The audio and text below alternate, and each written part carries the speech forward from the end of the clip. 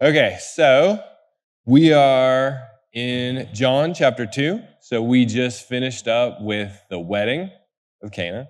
Um, Jesus just turned water into wine, and it said that this was an opportunity for a lot of his disciples to believe, and he's just about to head up to Jerusalem for Passover. So that's where we are picking up today, and we're going to see Jesus come into the temple. And this is really going to be a representation of Jesus as the temple. So to start out with, just real quick, we're going to be Jesus enters the temple. He cleanses the temple. This creates a little bit of an uproar. The Jewish leaders confront him and ask him why, and this is where he, famously challenges that if you destroy the temple, he can rebuild it. Um, and then after that, as Passover ends, we kind of have a reflection on Jesus's experience during Passover in Jerusalem and what that meant, how he took it, and how everyone else around him took it. So, with that, let's dive in. Anybody can read this verse that's up there, 2:13 through 17. Okay.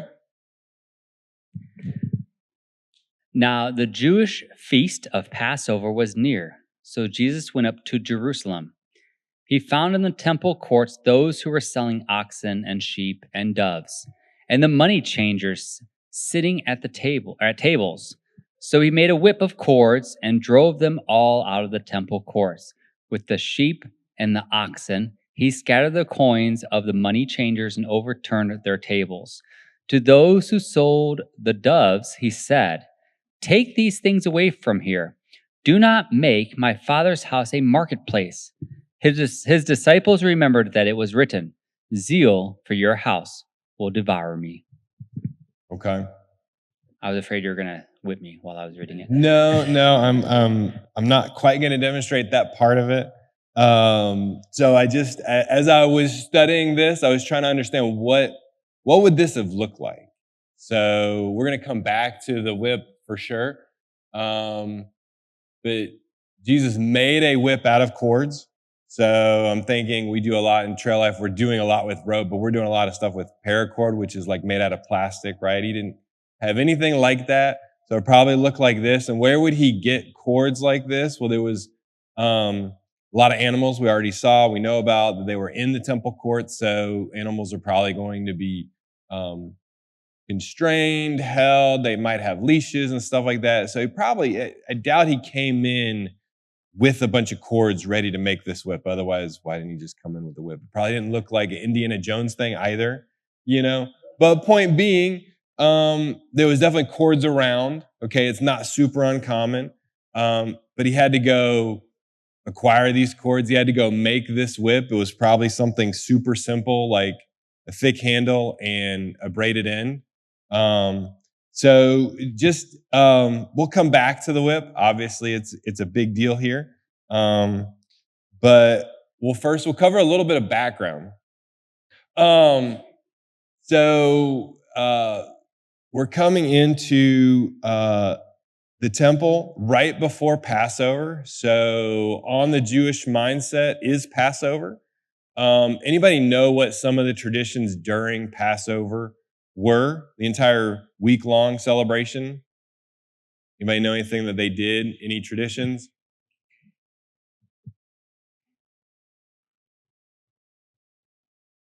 There was a meal at the end, right? A Passover meal. That was pretty common. That was happening throughout the intertestamental times. It was happening, it was prescribed back in Exodus. Anything else? They killed the lamb. They had to acquire a lamb at the beginning of the week. And they kept that lamb in their house until the beginning of Passover when they slaughtered it. And then they cooked that lamb and ate that, right? So that was an entire week-long thing. Also, as part of this week-long event, one of the activities was going through your own house and getting all of the leaven out, all the yeast out of your own house. So this was in preparation for Passover meal, which required bread made without leaven. So if you were to go through and verify there was no leaven anywhere in your house, you're going to be pretty sure that whatever bread was made wasn't going to have it in it, right? So this was an activity that was done. I even heard that sometimes the mother of the household would hide yeast, and the father of the household would lead this, also with the children going through searching for this. And then when they found it, there was a particular declaration they would make that we found it, and this is not part of Passover and things like that. So that in particular was going to be on the Jewish mindset as Jesus comes in and cleans this temple. So we see a very literal searching through the literal house of God for yeast, proverbially, that Jesus is cleansing the temple in. The temple courts is where this occurred in. So we have up here on the right a picture of the temple courts. Now this is the Herodian temple, which the center rectangle was kind of where the Solomon temple was. And then Herod, it wasn't destroyed. Herod built onto it and made it more glorious. So this massive courtyard on the left and the right, that was the courtyard of the Gentiles. That was where Gentiles were allowed to come in. That's where this activity occurs in. I read one account that said this was around 39 acres large. So this is a massive area.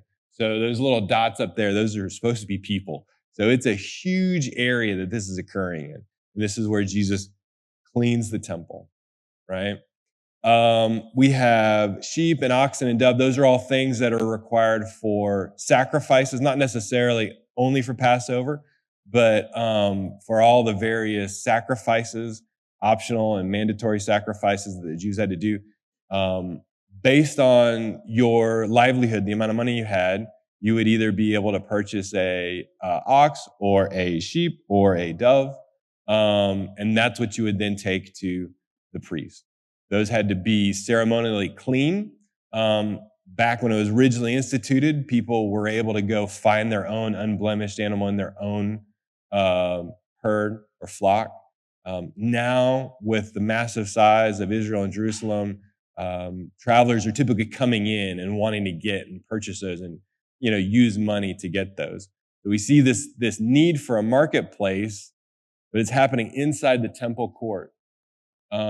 This particular area of the temple court was intended for Gentiles, so it was an outreach opportunity, a light to the nations. It wasn't intended to be a marketplace. And that's kind of what irked Jesus. So I really like the fact that Jesus saw it fit even to clean the Gentile portion of the courtyard. The square in front was only intended for women to worship. They couldn't go any further. And then the courtyard around the big tall thing was the court of Israel. That was where men were able to go to. And this entire area on the outside was only for Gentiles. And that's what he deemed important enough to clean. Also, as they were coming in, they were having to pay this temple tax. They had to pay it in the temple coin. We're kind of not used to different currencies nowadays with the dollar and the euro, and there's not a whole lot of other options, at least in the Western world. But back then, coins really had to do with what was inside of them. So there was a lot of different coins floating all around, and so that was the need for the money changers. And they would take advantage of people, just like the selling of the sheep and oxen would take advantage of these travelers, these foreigners who are going to be gone soon, right? So that's kind of the background we have to Jesus clearing the temple. A lot of opportunity for corruption, a lot of misuse of the temple. The only other side quest I want to take us on real quick, which we could spend a lot of time on, was there one temple cleansings or two? So the question comes up, and that John puts this event very early on in Jesus' ministry, and Matthew, Mark, and Luke put it really late. Does anybody have an opinion about that, or background, or their own passionate thoughts about this? Two. Okay, we got to vote for two. No reasoning.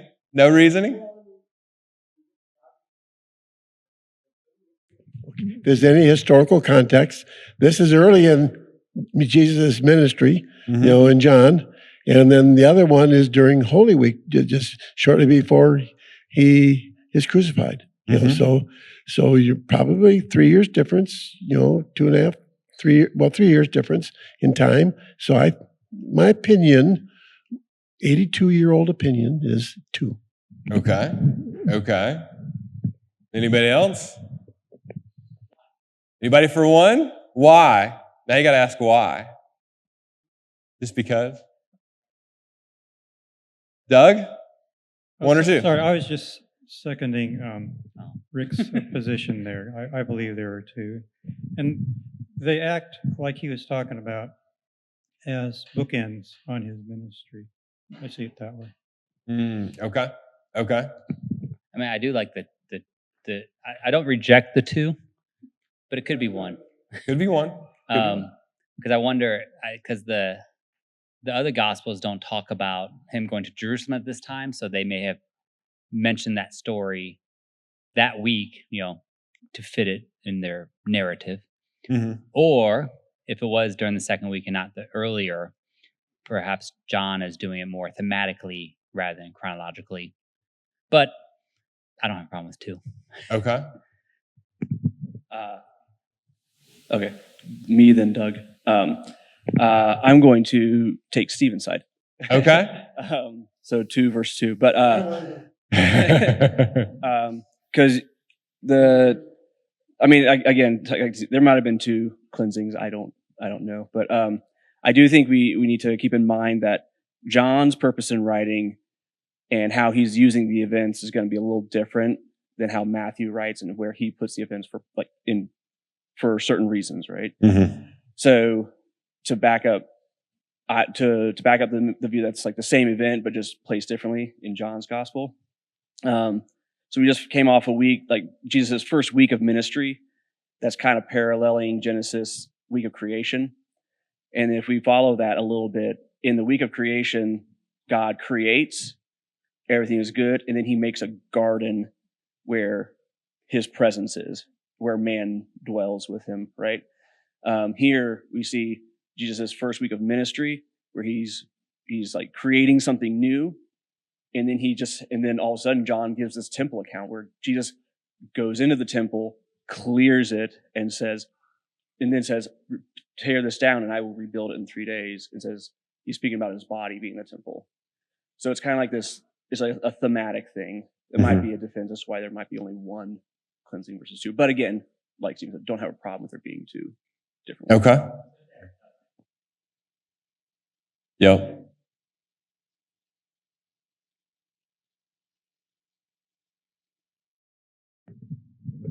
Let's see, I was going to answer Stephen. What was I going to say?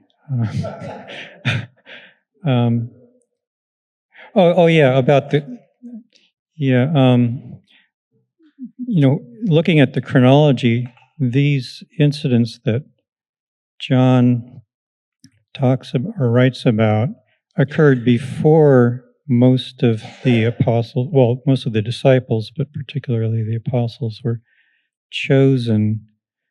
So I'm not sure if all of them were even around at that time, but John apparently was. And so he was able to include this, like he included other things that the others didn't include. And, it seems like one reason he wrote the gospel was to fill in some of the points that were left out of the other gospels, too. That's how I see it. Wesley. Thank you, Rick. Back at you. I probably didn't have a position until I'm just now reading this. So John's account is the first time he comes in to Jerusalem during the Passover, during Pentecost, and he cleanses it. This is his first. Matthew records it as his last. And what Matthew has to say about it is that he entered the temple. So this is chapter 21 of Matthew, and this is after he is riding in on the donkey. That's why it's his last. Okay. And it says, Jesus entered the temple and drove out all those who were buying and selling in the temple, and overturned the tables of the money changers and the seats of those who were selling doves. And he said, it is written, my house shall be called a house of prayer, but you have turned it into a den of thieves, right? So I would submit that there's probably two. And those are the reasons, his first and his last. Okay. No. This was actually the 2 slides I skipped. I was like, wow, I think I got really distracted going on this, but it's a fun thing to think about.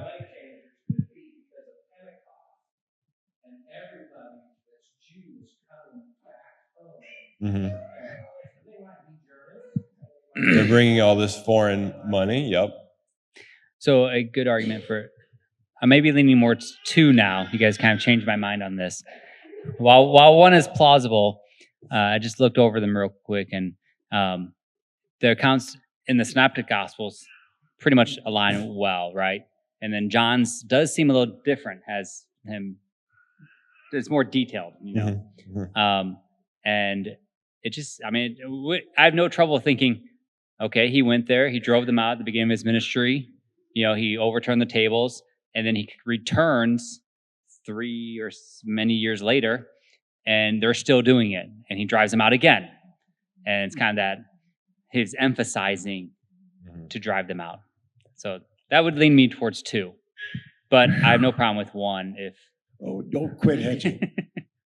So one of the things true is, you know, we talked about thematic last week, and you're mentioning it, that there are a number of things that Jesus did more than once, the same thing, or very similar things. Mm-hmm. Like, for instance, the teaching of the Sermon on the Mount. If you check through the Gospels, you know, some of the things that he taught in Matthew 5-7, he teaches later on. You know, so there are a lot of things. You know, the demons on the other side by Decapolis. In one place you have 1, and then another one you got 2. Okay, you know, is this what's going on? So I think that we have to reopen the idea that, you know, there are similar things that happen at different times. So I'm still 1. Okay. I think these are all good. This is all good discussion. I think it's pretty clear and obvious that the scholars don't necessarily have a single thought on it, right? So I've seen and I read evidence for both of them. Maybe there's more scholarly belief on the 2, but it doesn't necessarily mean that there was 2. Evidence for the 1 really has to do with the purpose of John and his writing. I think for us, as we read these and try to understand them, we're coming from a very logical academic standpoint. That wasn't the purpose of these Gospels. This is not an academic exercise to write this. It's not even a biographical or historical exercise. You know, this is really represented. And when you start getting into the Synoptic Gospels and what is their base material and things like that, you start seeing that the purpose of them writing these things wasn't so much to give 4 unique accounts that were eyewitnesses, but were to tell the story of Jesus from a particular vantage point to make a point, you know. And Jesus's John's gospel was, and he says this later on, I think it's in chapter 7-ish, somewhere in there, I'm writing so that you'll believe. You'll believe in Jesus. I'm not writing, you know, like Matthew did to show you the law. I'm not writing all of these other things that, you know, John and Luke and Mark did, you know, like I'm writing so that you'll believe. So the only thing I could think of that would be challenging to Jesus is if he did cleanse the temple twice, that would kind of, you know, maybe imply that he wasn't all that authoritative, he wasn't all that powerful. But to Stephen's point, I think that has more to do with just how corrupt Israel was. You know, it wasn't so much that they weren't impacted by this really crazy event, is that 3 years later, they still need a savior. You know, like they have had externals for thousands of years, right? They have had the law and the prophets. So having one more, you must believe, is not going to change their hearts. They, again, need a savior to die for them. How much more fitting, you know, during his final week, his Passion Week, right? So moving on to probably the real challenging thing, if that's all history, you know, the real challenging thing is, what does this say about Jesus? And was he violent? So To all my C.S. Lewis fans, we're really not talking about, is he a tame lion kind of thing. We're really saying, does he justify violence? As we're talking about two accounts, one reason to jump into that is this is the only account that talks about Jesus having a whip. So the other ones don't talk about that. It's interesting if there was only one cleansing the temple that Matthew, Mark, and Luke didn't even warrant this to be mentioned, as we see the response, we're about to see the response from the Jewish leaders, but they don't mention the whip. They don't mention violence. So that's not really first on their mind. The Greek in here is not super clear. It just simply says he drove out. It doesn't say that he struck. It doesn't say that he injured. So it's not super obvious. John doesn't reflect on this. John's not shocked by it. The Jewish leaders, like I said, we're about to see, they're not shocked by this. They're more concerned. Who do you think you are that you can just, throw out all these animals and money changers, So they're more interested in his authority rather than, hey, you're going to get sued because you just hurt a bunch of people, that's not a thing, right? In verse 17, we kind of have the clearest thing we have about this is that the disciples, either now or possibly much later on, were able to turn back to this event in their mind and say, this is what zeal for God's house looks like. This is what an example of it would be. So that's a quote from Psalms. Now they're seeing it practically. And that's more the important part. So I don't think, draw a conclusion on this, I don't think we have enough evidence here to say that Jesus warranted violence. Okay, so you can't take this and run with this and say Jesus warranted violence. We have other verses that say, turn the other cheek, that might represent more of a pacifist approach to it. We have other verses that say, you need to go out and buy a sword. Those who have two swords. So maybe there's something that says being prepared, taking things seriously. But this verse in particular, we don't have enough to say that, Jesus says we can be violent to our enemies. That's not this verse. Sorry. So, but really what it's saying is, what does zeal mean? Zeal means your entire being is consumed with what it means. Your expressiveness. It's not just something you're academically reading. It's not just some, thing you're thinking about. It consumes all of you. And that's what the disciples went back to, and that's what they realized. That's what zeal for my Father's house looks like. Anybody have anything they want to add to that? When I told Shvela what I was going to be preaching on, she was like, "Oh, that's a really big one. You got a lot to figure out." So I was like, "Oh, wow." So I think this is what we're thinking about right now. Yeah, I agree. You can't just take this and run with it as a case study for Christian violence or whatever, right? But I think there is obviously two things. Jesus is obviously forceful here, right? He's not. Violence. He didn't hurt anybody. It doesn't say he hurt anybody, right? Right. He's obviously forceful. Like he's not like we are at Trail Life. We're like, okay, kids, like we're gonna single file back to the auditorium. He wasn't doing that with them, right? So he was obviously aggressive and forceful with them, but he was doing acting in a way that was over his own domain, right? The text even says zeal for my house, right? He was taking, it'd be the same as we come to we drive home from here, we go to our own respective houses, and there's a bunch of strangers in our front yard, right? It's like, we don't know you, get out of here, right? So it's taking charge over and being authoritative over what was appropriately his. Over his domain. Right, yeah, exactly. And so I think there's yes, you can extrapolate it to a certain degree, but you can say like, okay, he was acting in this way, and there wasn't anything morally wrong with how he acted or what he was doing. And we can take certain examples in that, I think. Yeah, we don't have really any kind of indication that he had a short temper. This was reactionary. Again, he made a whip. We don't have any indication that he brought this in. So he spent some time creating this environment to make this point. So, and that's kind of where we're left at. Just looking at it, like, for the process of him making the whip is the storytelling, the recalling of the event, emphasizing how like planned out and intentional this is, because it's something that could be read as like an impulsive, like, oh, I'm upset about this and I'm gonna run in and mess everything up. But it's him like seeing it, analyzing it, and really taking time to calculate something. So it's very thought out and like, yeah. Yeah, it wasn't reactionary, and he didn't regret doing this, right? Mhm. So It's all right. You guys are preaching for me, so. So part of this thing that was running the court of the Gentiles, it was originally called Annas' Bazaar. Annas was high priest of Israel.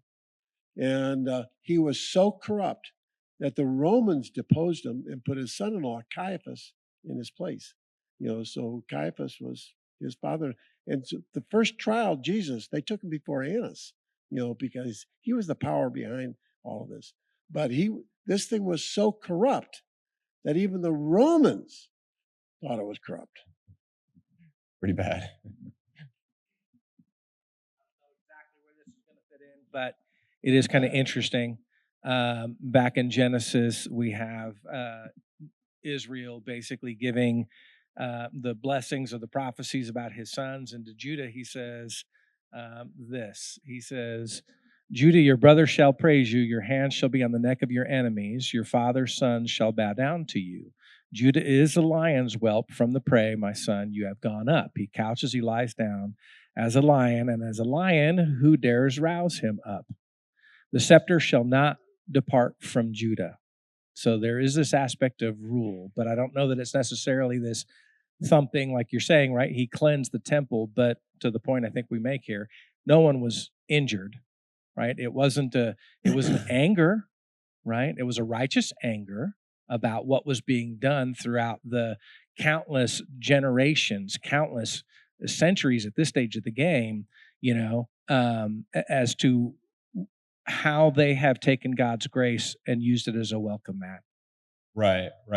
And the other point is, so for the Jews, who would they see holding whips? What was their experience with whips? That was something that slavery would be in their history. They would be looking around. They would see Romans with slaves with whips, specifically more like punishment style, a cat o' nine tails. And that's specifically a hard handle with a cord, and then it would have bits of bone and glass and shards embedded at the end of it to really rip up flesh. We don't see any of that. The only thing that we see Jesus making this out of is just cords. So, maybe it reminds people of the authority of the Romans, but it's not the content of the whips of the Romans. Well, my impression is that he was just using the whip to drive the livestock out.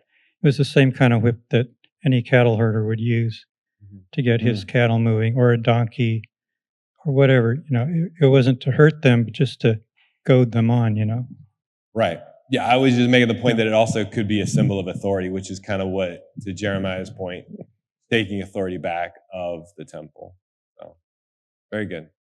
So now we're going to see how the Jews responded to this, Jewish leaders. So anybody able to read 18 to 22 up here? So then the Jewish leaders responded, "What sign can you show us since you are doing these things?" Jesus replied, "Destroy this temple, and in 3 days I will raise it up again." Then the Jewish leaders said to him, "This temple has been under construction for 46 years, and are you going to raise it up in 3 days?" But Jesus was speaking about the temple of his body. So after he was raised from the dead, his disciples remembered that he had said this, and they believed the scripture and the saying that Jesus had spoken. Okay, so the Jewish leaders were much more interested in the authority that Jesus had to clear the temple, right? So sometimes we refer to this as being the sign of Jonah. Now that terminology is used in other gospels to either recount this or a similar event. Only the sign of Jonah is going to be given to this wicked and perverse generation. But that in particular is only one half of what this verse is struggling through. So the sign of Jonah would be, dying and then in 3 days being resurrected, right? Here we have that aspect, but also if you look ahead to post New Testament time period, we have the destruction of the temple. So this temple was actually destroyed, right? So we have a little bit of a 2-for-1 prophecy here, if you'll read it with me like that. Even though the other gospels talked about the sign of Jonah, they also recounted this specifically. The bad guys actually recounted it more that, if you'll remember, the Jews hired some unsavory people to accuse Jesus. One of the things they accused him was kind of took this account and twisted a little bit. He said he's personally going to destroy the temple. In 3 days he's going to rebuild it. That's blasphemy. So we see other gospels talking about this particular event as well. Overall, Rick talked last week, John is recounting 7 specific signs that Jesus gave. One of them was turning the water into wine. This is not considered one of those signs, even though we are going to see this sign fulfilled, right? We are going to see Jesus dying and in 3 days resurrecting. But this is more of a preparatory or a sign of confirmation, not really a sign of proof. So it reminded me of Exodus, where Moses is kind of waffling about, I don't know if I could do this, you really got the wrong guy. And God says to him, this is how you know that what I'm saying is true. If you want proof, here it is. After you do everything I've told you to do, after you obey me, you'll end up here on this hill to worship me. But to complete that, you have to obey, right? You are giving first. This is not some kind of Gideon thing where you need the proof before you're going to do it. What we have here is, proof that's given to those who are going to be believing. This is how you know that your faith was genuine. You're going to see that I'm going to rebuild this temple in myself in the resurrection. We also have, this is one of the first places that I think it's the first place in John for sure, that Jesus is redefining what the temple means. I'm listening to a podcast right now on the history of the early church. Didn't realize how huge this was, but this is an enormous concept. The entire Jewish faith structure revolved around the ark and then revolved around the temple. It is, in no small way, completely and utterly tied up with the temple, right? And so when we have the temple destroyed in 64 AD, that massively messes up, challenges the Jewish mindset. So they lost their temple, their place to worship, their place to sacrifice. This was also where the genealogical records were stored. So now if they are looking for a different Messiah, good luck on trying to figure out if they were the line of David, right? So there's a lot tied up in the temple. Now we have Jesus starting to tell you, hey, in Matthew it says, one greater than the temple is here. Right here we say, I'm going to be doing this. And they only later realized he was talking about himself, his body. He's redefining what the temple means. We see Paul later talking about, don't you believers know that your body is the temple of the Holy Spirit? So we have this new concept and paradigm coming down here. They're just getting a glimpse of it. It's a little bit vague here, but they remember much later on, similar to, the zeal of the house, much later on, this was a seed planted in their understanding to realize, oh, Jesus is talking about a different kind of temple. He's talking about a new temple. Wow. And those are all the things that are going through their mind right here and right now, and maybe they're going to be coming back to. So, but again, one interesting thing is the Jewish leaders are not pointing out the violence of any of this. They're pointing out, where did you get the authority for this? Who do you think you are? That was their real big challenge, right? So those are, Doug, did you have something you wanted to share?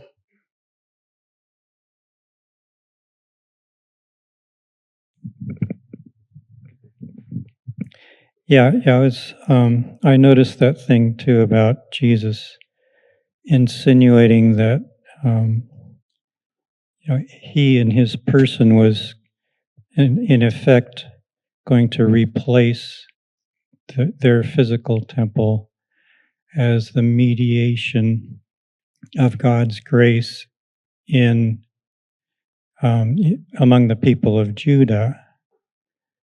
And of course, they didn't catch it at that time. But it's interesting that, in verse 22, it says that after he was raised from the dead, the disciples thought about that and realized what he was really talking about. And I don't know how long it was after Jesus was raised from the dead when Stephen was martyred, but it may have been like 3 years later, something like that. But he was martyred because presumably he was preaching this very thing, that Jesus was the one who was replacing the temple as a mediation of God's grace among his people. And that really got them furious. Yeah, this was huge. I mean, I struggled to fathom the depth of this. The closest I could come to was if somebody said, I'm going to destroy the Constitution of the U.S. and I'll give you something better. That's almost hard to fathom. We take a lot of pride in the Constitution. And, every challenge that you see politically that's unconstitutional. We have a Constitution that matters so much to us that the biggest affront would that something's unconstitutional. That's kind of the level of detail that's going into this. The temple matters so much. How can you say you're going to destroy it or you're going to be it? That's all right, Rick. I love it. I got less to do, so. This is a huge concept in John. It starts off in chapter 1, verse 14. That when it said he dwelt among us, this is actually the word means he tabernacled. Mm-hmm. He tabernacled among us. What you're talking about, John has already brought up that concept of him being the temple, the tabernacle, the presence of God here on earth. Mm-hmm. I find it interesting in many respects that they said to them, right, what sign do you show us and what authority for doing these things? And this is probably, not very far from his baptism. And at his baptism, whoever was around, and I'm imagining that there was at least a couple of hundred, okay, and that in the upper room, John's operation was very right, public. Yeah. In the upper room after his ascension, he says that the disciples were there plus the 120, and they had to be eyewitnesses to see these things. So I'm assuming that there was a lot of people at his baptism, and at that stage of the game. And some very high ups, I would imagine, because they were all talking about the various things. Because John said, you guys are just horrible people, vipers and whatnot. So what are they suppressing? Because if they were there or heard about or witnessed or, firsthand account that the skies opened up and a dove descended down in the form of the Spirit and a voice that came out of nowhere and said, "This is my son in whom I'm well pleased." It's like, what more sign do you really need? And here we are just a few days later, a month later, 2 months later, and you're suppressing the truth.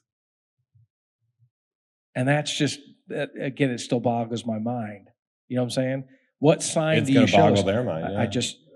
I've been showing you, and this has been the thing that's been, throughout history for them. And I find it, interesting too that when he frees all the animals. If you think about it, he's freeing the innocent. You know what I'm saying? He's freeing the innocent. Right. Scapegoats. Yeah. And that's another sign of God's mercy and grace towards people, because it's like, even from the time of Adam, I told you would die, but an animal died, not you. You died later, but not immediate. And then salvation comes in the form of an ark, and temple worship comes in the form of Exodus. And in that time, I've given you another opportunity to understand grace and mercy, because it wasn't your life that was required. Bring an animal. And here we are again suppressing, the truth. Yeah, I think Wes is on to something there, because I could even go a step further and point to, so like the Pharisees asking for us, like, what sign do you do this, right? Well, in Malachi chapter 3, it says, "Behold, I send my messenger, and he will prepare the way before you. And the Lord whom you seek will suddenly come to his temple, and the messenger of the covenant in whom you delight. Behold, he is coming, says the Lord, but who can endure the day of his coming?" And so this story in John is like, okay, he goes to the temple, and all of a sudden he makes a whip, and he drives everybody out, right? So it's like, there's the way it's written, there's like this kind of like nothing happens, and all of a sudden he's just like driving everybody out, right? So there's a suddenness like that John, I think, is putting in there. And the Pharisees ask for it. What sign are you doing to prove that you're doing this? Well, this is the sign that he's doing this, right? This is the sign that he's fulfilling. Yeah. He's fulfilling Malachi 3, right? And so there's a twist of irony there with that. And then on top of it, right after that, in verse 23, it says, he was in Jerusalem, and many people believed in his name because of the signs that he did there. Right. So he, obviously his presence in Jerusalem, he was demonstrating who he was. But there's an extra twist of irony that the Pharisees didn't pick up on, or refused to acknowledge, or what have you. Yeah. And then you mentioned the Passover. It's like, this is happening Passover when the Jews were delivered from bondage, right? And so here we see Christ delivering people out from this bondage, this system of bondage, and this like the money changing and the merchants and all this stuff, that in the house of God, no less, where it's meant to be a place of rest and rejoicing and joy, and he's driving out that from within. Yeah. Oh yeah. To Yeah, ex- we're actually to expand on the aspect of like, what authority do you have? For centuries, authority had been dictated and exampled through power, through noise, through seizing land, seizing people, seizing resources, and lording over the peoples that you conquered. And in a sense, that is what the Pharisees and the Sadducees or other religious leaders, they lorded over the people that they were supposed to be leading in a very similar fashion. They hoarded the resources. You want to come and sacrifice, you got to bring us money to buy our sacrifices for you. and they were looking for a Messiah that was going to be a conquering king. Messiah. Yeah, they were looking for that example of authority that was going to match what they wanted to see. What they wanted their Messiah to come down as a conquering hero, to free them from the Romans, from this group, from that group. What they got was instead authority that whispered, that spoke softly, because it didn't need to roar. It didn't need to be loud and boisterous. It was, here I am. This is the authority that I have has been given to me by the one that sent me. Not, this is my authority over you. This is the authority that I have was given to me to guide you to the one that sent me. In a way that didn't. It was bold in the way that it was whispered. It was spoken softly. It was given by example. Not, you're going to do this because I say so. Right. Yeah. This is great. This is great because the last verse I have is, if this was fun, if these two passages were fun, this last chunk is like, I don't really want to touch that. So now that I have very little time, let's tackle that and just move on. So can anybody read this that's on the TV? Jeremiah?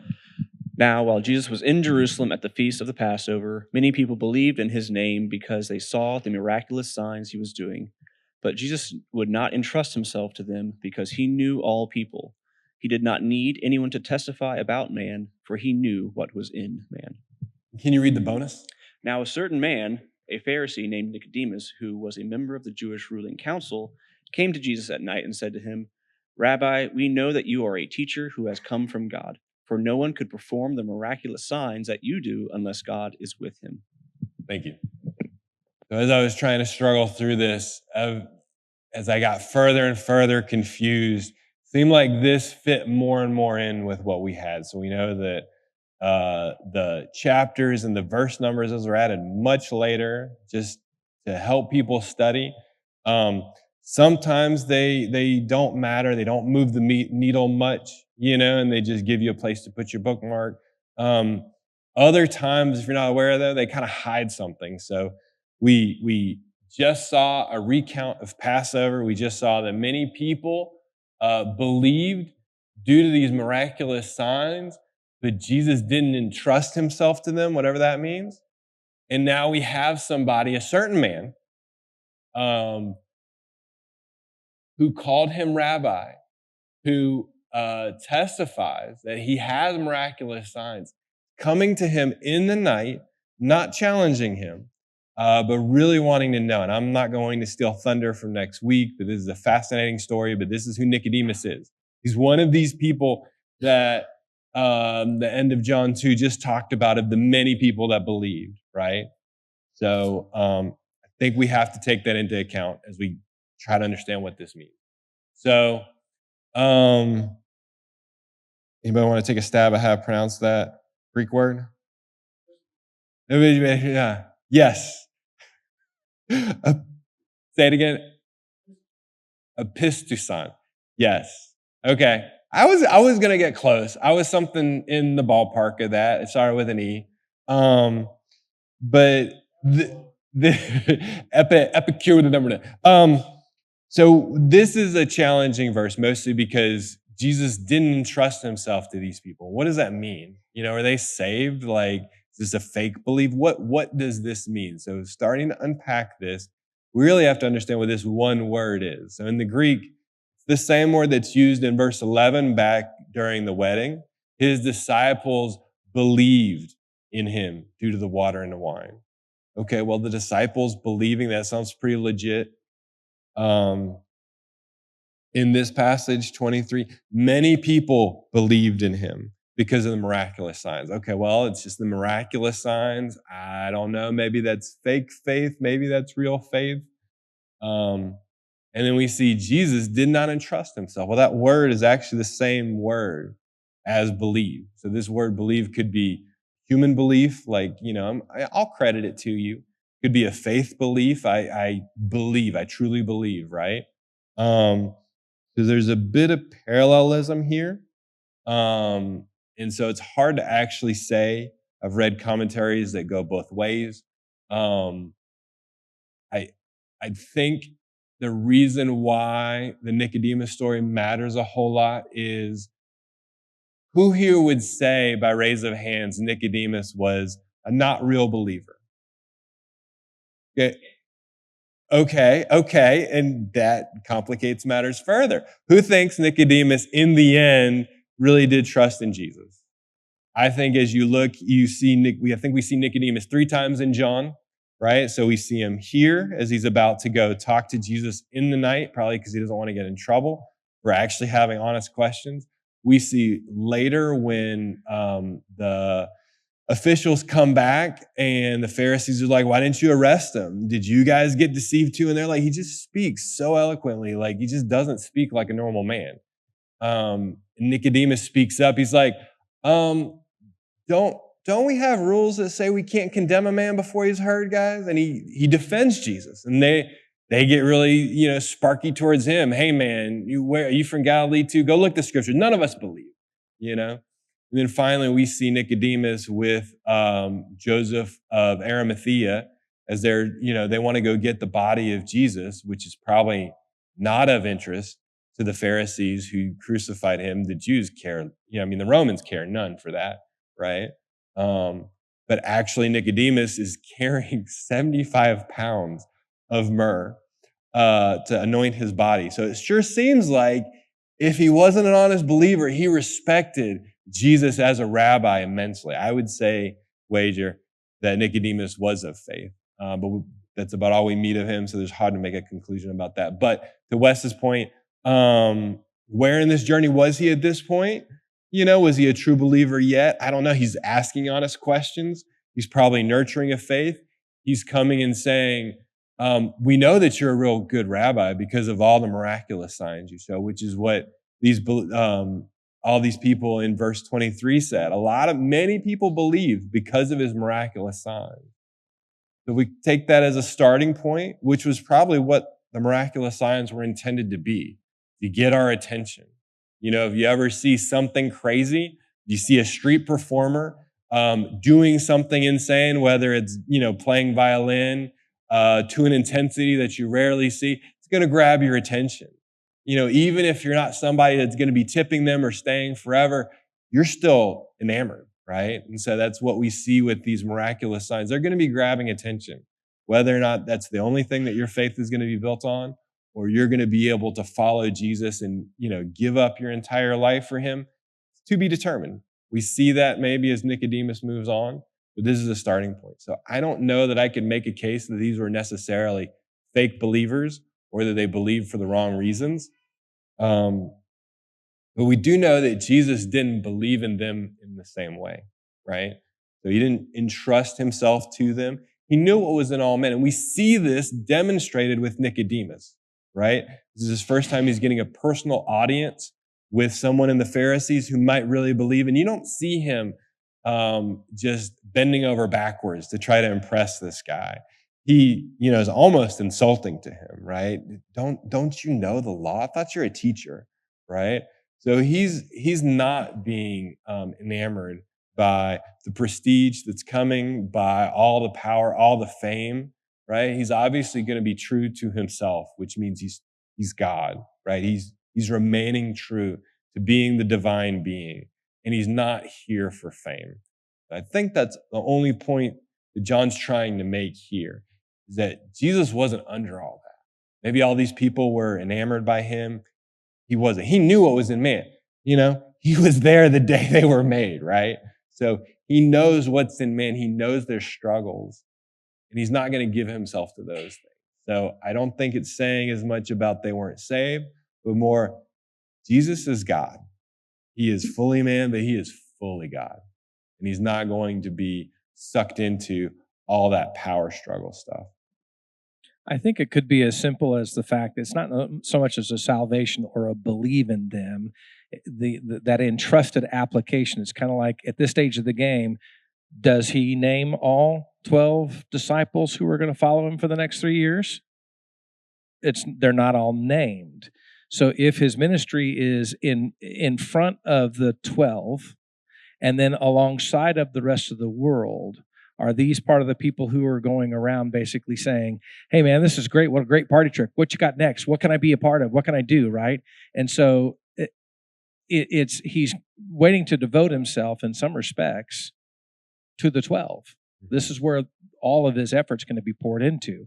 And then alongside of that, the miraculous life happens as the extraordinary God lives for the next 3 years. Miracles just flow out of him. And we see that all the time. And every time that happens, they say, man, hey, listen, what's the next sign? What sign do you show us? What sign can you do this for me? You know what I'm saying? So I think that maybe the entrusted application isn't that I'm giving this, because he's given it to the world. That's what his whole purpose is. But that focus is going to be on those 12. And they're not all named yet. We have 4 or 5 named in the beginning of John. And then we have some, in Matthew, but eventually they're all going to get named. Does it make sense? Yeah, and I think that's a beautiful point too, is that, how many times or places in our life has, the beauty of God come into our life, not because we're looking for miracles, but simply because we're trying to do our best to walk along Jesus's path. If we fast forward to where I know that, Jesus renames Peter, right? I think it's in a different gospel where you have a different account of this, and what do the people say I am? You almost get this picture of sitting around a campfire or something, right? Who do people say I am? Well, they shoot out all these, good shots. This is an idea. Maybe I got the closest one. And then he just point blank, well, who do you think I am? And Peter nails it, and we have this beautiful story. And there's no miracle there, but I mean, that's one of the most important aspects of our faith, this demonstration of taking faith in Christ as the Messiah, becoming the foundation of our faith. And that didn't happen because we were seeking miracles. That happened just because we were shooting the breeze with Jesus. He asked us something that completely undid us, and this builds our faith, and I think for sure we're going to see that more. The whole first chapter, he has all this language. John has all this language about John came to testify to who Christ was. And then as you go into like the first disciples that are following, they're naming who is. I think it's Nathaniel says like, Rabbi, I know that you're the Son of God, right? So there's all these like testimonies given about who he is. And then you get to this chapter and, there's this continued idea of testifying to who he is. And then he says he doesn't need man's testimony speaks for itself. Like it's very clear what's in a man. He doesn't need a testifier to, it's very clear that man is who he is. But there's this Jesus who is greater than man, and so it's like this whole idea of confirming his identity that John is. He's got this whole theme of confirming his identity that he starts in chapter 1, and it just continues through at the end of this too. Right. Like the contrast between men and between who Jesus is. Right. Yeah, I know that when I got my first job still in high school, the application process for your first job is very short. Essentially, if you're breathing and you're not a druggie, yeah, sure, give it a shot. Like we don't need any kind of testimony about who you are, what your education is. Come wash dishes at Golden Corral. We'll see how far it goes. There's nobody needed a testimony for that. And that's kind of what humans are. Nobody needs a testimony for humans. We all know what humans are like. But if you're claiming to be the Son of God, we do need to know what that means, who that is, and why you say that, right? So that's all I had. You want me to pray or go out with a song? All right. Sure. Jesus, I just thank you that you have come to this earth, walked on this earth, showed us who you are through both your miracles and your passion. Thank you that you didn't entrust yourself to us, but you came as fully God, and we had to discover who you are, God. I just thank you that you didn't bend over, change who you are, but you're requiring us to change who we are. And I just ask that you would let us respond to you like that we would behold you and be changed. Amen.